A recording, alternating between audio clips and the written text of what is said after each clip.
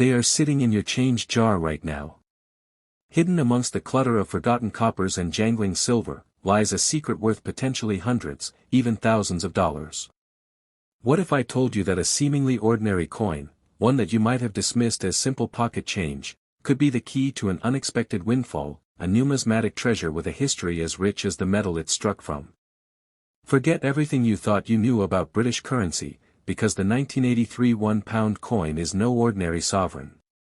It is a legend whispered among collectors, a piece of monetary history that holds a unique place in the story of UK coinage. This isn't a fairy tale, this is the thrilling, high-stakes reality of coin collecting, and the round, brass-colored disc you're about to hear about is one of the most sought-after coins in modern British history. Get ready to dive deep into a world of hidden value, forgotten era variations, and the momentous introduction of a coin that changed the face of the UK's economy forever.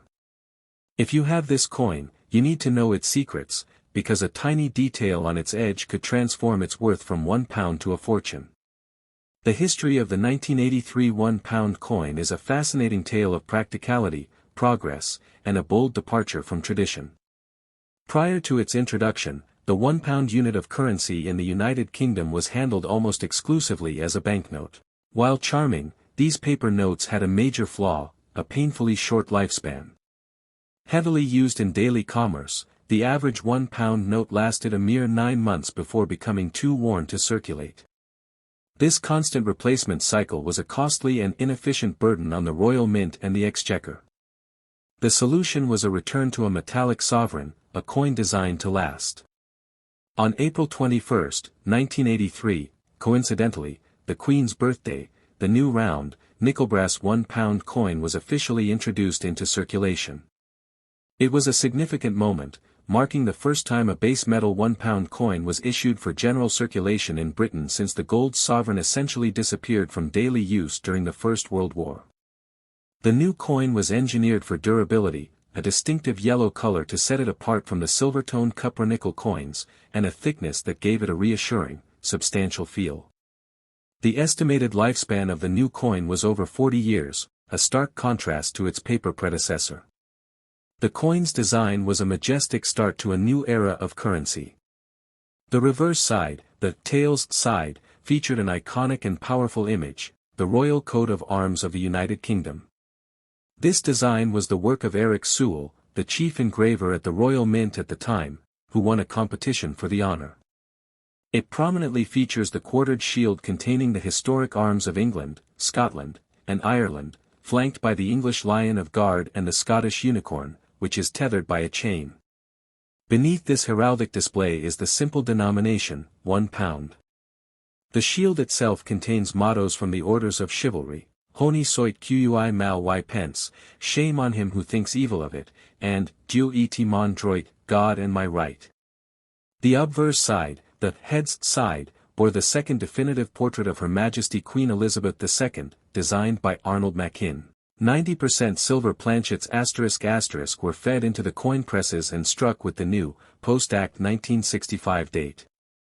The result is a numismatic unicorn, a 1965 dated quarter struck on a silver planchet. These coins are known as transitional errors, as they literally bridge the transition between the silver era and the clad era. They were never supposed to exist, and only a tiny handful are known to have survived and been professionally authenticated. How do you spot one of these life-changing treasures? 1. Check the edge *. This is the most critical and easiest test. A regular 1965 clad quarter will have a distinct, coppery brown stripe visible on its reeded edge. A 1965 silver quarter will have a uniform, solid silver-colored edge, just like a 1964 or earlier quarter. No copper stripe means you need to proceed to the next step immediately. 2. Check the weight *. Silver planchets weigh more than the clad planchets. A standard clad 1965 quarter weighs approximately $5.67 grams. A silver 1965 quarter, struck on the older planchet, will weigh approximately $6.25 grams. A difference of over half a gram is a huge indicator. 3. The magnet test, caution, silver is non-magnetic. If your coin is a modern fake or a plated coin, a common scam attempt, it may stick to a magnet, which would immediately rule it out. Genuine silver will not. Because so few of the 1965 silver quarter transitional errors are known to exist, some estimates place the professionally graded population at less than a dozen. Their value is utterly astronomical. While most circulating 1965 quarters are worth face value, a genuine, authenticated 1965 silver quarter can command prices from $$7,000 to over $$16,000 even in circulated condition. The true, potentially million-dollar discovery lies in a specific, legendary variation of the 1983 coin, a coin so rare and so steeped in mystery that finding one is the equivalent of winning a numismatic lottery. The great rarity, the 1983 proof mule or Royal Arms error ****. While the vast majority of 1983 1-pound coins were struck with the correct details, there exists a legendary, though often debated and misrepresented, error coin from this year that collectors dream of.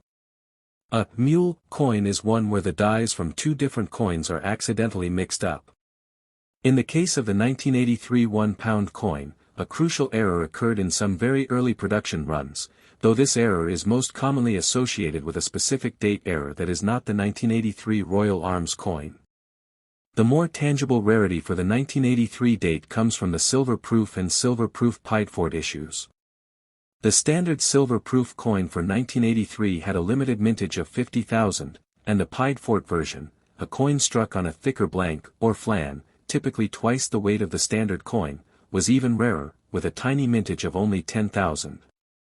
These specialist collector pieces, with their stunning mirror-like proof finish and sharp designs, can easily command prices from £50 to well over £100 depending on their condition and original packaging. Certificate of authenticity is key.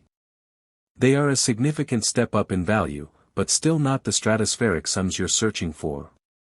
The real excitement, the true potential for a major value jump into the hundreds or even low thousands of dollars, the high end of which is generally reserved for genuinely unique and certified error coins, or coins misattributed as errors, is for coins in mint condition with a documented, distinct striking error. While the most common circulation coin is abundant, a handful of coins struck in error have always captured the imagination of collectors, driving prices for certified, genuine mistakes sky high. These coins are often misidentified online as the rare 1983 no-date error, which actually relates to a different year, but the enduring myth of a valuable 1983 error drives immense demand and speculation. What this all means is that while the majority of the 443 million coins are worth very little, the potential for a collector-grade uncirculated coin, or a misstruck coin, to reach a high valuation is immense, purely due to the hype and legend surrounding the inaugural year of the round pound. You must check for coins that have been graded by professional services like NGC or PCGS, or look for coins with genuine, documented variations, such as exceptional grade ****. A circulated 1983 coin is common, but one found in mint state or brilliant uncirculated condition decades later is genuinely rare, driving its value into the hundreds for the right collector, though likely not the thousands. Minting errors **** any coin, but especially a first-year coin, with a verifiable and dramatic minting error, such as a double strike, off-center strike, or a dramatic die error, becomes a unique collector's item, and this is the true path to a 4- or 5-figure valuation. For the 1983 coin, the search is for the genuine, authenticated rarity that stands apart from the millions. The ultimate takeaway is this: the 1983 1-pound coin is a pivotal piece of British monetary history, the first round pound, and a signpost in the evolution of UK currency. Its sheer ubiquity as a first-year issue means its face value is low. But the whispers of genuine errors, the desire for high-grade specimens, and the very real scarcity of its proof and Piedfort siblings mean that there is indeed a treasure to be found. Every time you check a coin from 1983, you are participating in a thrilling, decades-long treasure hunt.